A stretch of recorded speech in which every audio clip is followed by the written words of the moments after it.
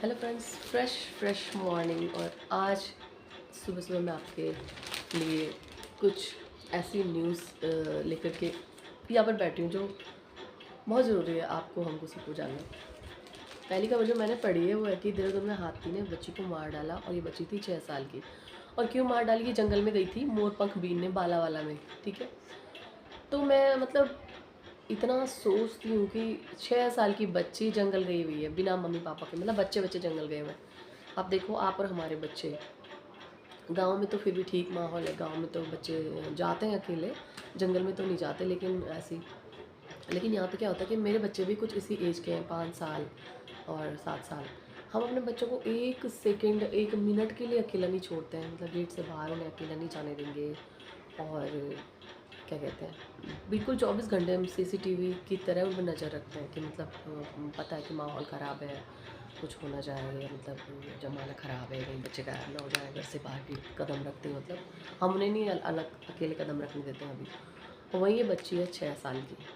मतलब नियति किसी के लिए कितनी क्रूर हो सकती है, जीवन किसी के लिए कितना ही ज़्यादा कठिन हो सकता है कि माँ बापों के पास समय नहीं है, क्योंकि उन्हें मजदूरी करनी है। बिहार से आए हुए बच्चे हैं, उन्हें मजदूरी करनी है, उनके पास नहीं समय, उन्होंने बच्चे पैदा कर दिए, उन्हें टाइम नहीं है अपने बच्चों की। इतने कर तो बच्चों के लिए रहे, कमाने जा रहे हैं, शाम को आकर के बच्चों को ही उन्हें खिलाने, बच्चों की जिम्मेदारी उनके ऊपर कि अपने बच्चों को क्या खिलाएंगे। लेकिन बेचारे इतने मजबूर हैं नियति के हाथों कि उन्हें कमाई पे जाना है अपने बच्चों को छोड़ के।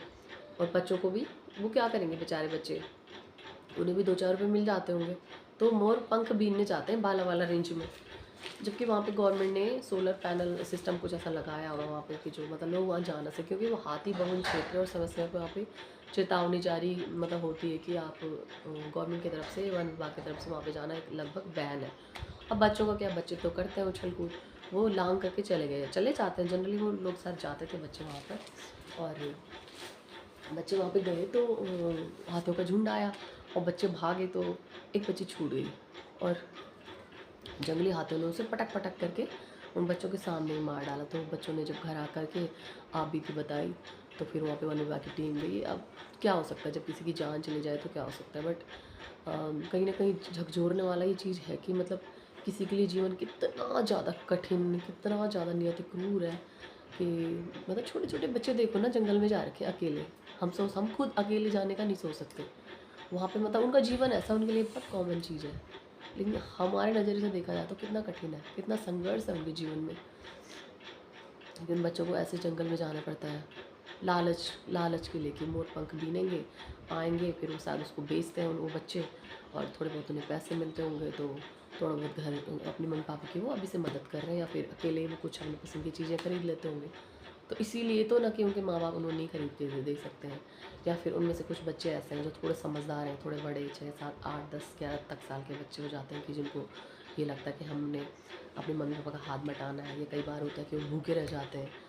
तो इस तरह से चुनौती देता उन्हें जीवन। तो इस चीज़ के लिए भगवान को थैंक यू भी बोलना चाहिए कि जो भी हमें मिला है उसके लिए थैंक यू भगवान कि आपने हमारी लाइफ इतनी अच्छी करी। लेकिन कहीं ना कहीं मैं सोचती हूँ हमें समाज के प्रति भी जागरूक होना चाहिए। हम अपने जो शौक़ पूरे करते हैं वो भी ज़रूरी है, क्योंकि हर इंसान चाहता है कि उसके जीवन में पैसा आए और वो ये खरीदे, वो खरीदे, अपना स्टैंडर्ड मेंटेन करे और अच्छा बनाए। मैं आज मैं ये कुर्ती खरीदूँ, कल मैं ब्रांडेड कपड़ा खरीदूँगी। शौक़ होते हैं हर किसी को, पूरे भी करने चाहिए। अब इंसान हर अपना पूरा अमाउंट तो दान नहीं कर सकता, लेकिन कहीं न कहीं मैं ये मैसेज देना चाहती हूँ, और ये हमारे पापा ने हमेशा हमें सिखाया कि मेरे पापा जितना भी कमाते हैं, हमारा मतलब बहुत बहुत मतलब एक नॉर्मल इनकम है, उसमें से भी मेरे पापा 10% दान करते हैं। धार्मिक कार्य में दान करते हैं, मतलब ऐसी जगह दान करते हैं उनको। वो कहते हैं कि हमारा 10%, वो हालाँकि वो धार्मिक जगह पे करते हैं, लेकिन वो ऐसी जगह पे करते हैं जहाँ से मतलब कि मतलब कुछ अच्छा हो। तो हम लोग भी एक सेट कर सकते हैं कि अपने 10% मतलब अपनी पूरी कमाई का, मतलब 100 रुपये कमाते हैं तो 100 में से 10 तो दे ही सकते हैं। चलो 100 में से 10 नहीं दे सकते हो, ये तो सोच सकते हैं कि यार मैं 1000 कमाऊँगा तो इसमें से 10 निकाल करके मैं किसी गरीब को दे दूँगा, या मतलब कुछ ना कुछ।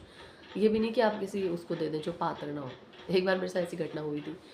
एक घूम रही थी सड़क पे ना, तो कुछ माँग रही थी, तो मुझे लगा ये भूखी होगी, तो मैंने उसको शायद एप्पल दिया मैंने उस टाइम उसको। मैंने उसको फटाक से मेरे आगे वो फटाक से फेंक दिया। मैंने कहा यार ये क्या है? मुझे लगा उसे चाहिए खाने के लिए, पर वो थोड़ी पागल सी लेडी थी, वो ऐसी नहीं थी। पर कई कई बार ऐसा होता है कि हम पैसे ऐसे लोगों को देते हैं जो जाकर के पीछे से शराब पी ले। तो इस तरह से आपको अपना पैसा बर्बाद तो बिल्कुल नहीं करना है। और हमारे धर्म ग्रंथों में भी लिखा हुआ है कि अपना पैसा, आपका पैसा ऐसे नहीं जाना चाहिए कि किसी ने शराब पी ली या धूम्रपान किया, गलत काम किया, नहीं। आपका पैसा जो जाना चाहिए, जो आपने मेहनत से कमाया है, उसका आपको मतलब फिर आपको उसका पुण्य तो जो है मतलब अच्छा नहीं है वो भी कि आपने आपकी कमाई ऐसी जगह पे गई है, ठीक है। आप पुण्य तो खैर बात की बात है, लेकिन खुद को भी तो तसल्ली मिलती है।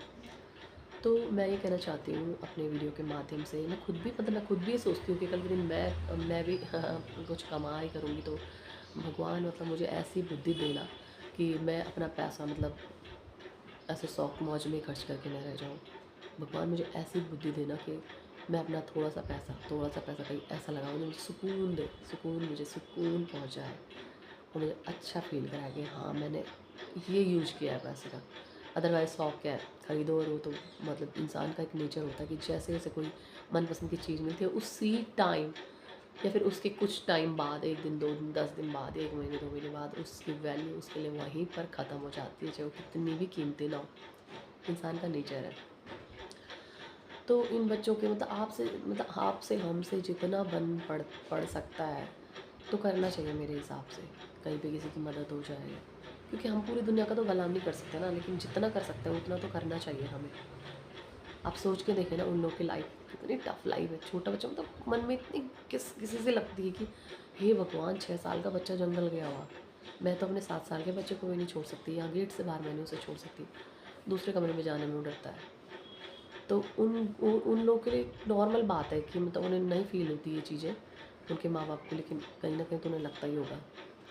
या फिर उन बच्चों को नहीं, उनके मन में डर है, उनको ऐसी लाइफ मिलती है तो, लेकिन क्या वो बच्चे हकदार नहीं है अच्छी लाइफ जीने के? सबको हक है अच्छी लाइफ जीने का। तो ये ऐसी चीज़ें होती हैं ना, मतलब सोचने पे मजबूर कर देती है। तो मैंने सोचा आप लोगों से मैं शेयर करूँ कि कितना टफ समय है उनके लिए। आगे तो उनके भाग्य में पता नहीं क्या होगा, लेकिन देखो एक 6 साल का मासूम सा बच्चा, क्या-क्या झेला है उसने, क्या-क्या झेला होगा उस बेचारे ने।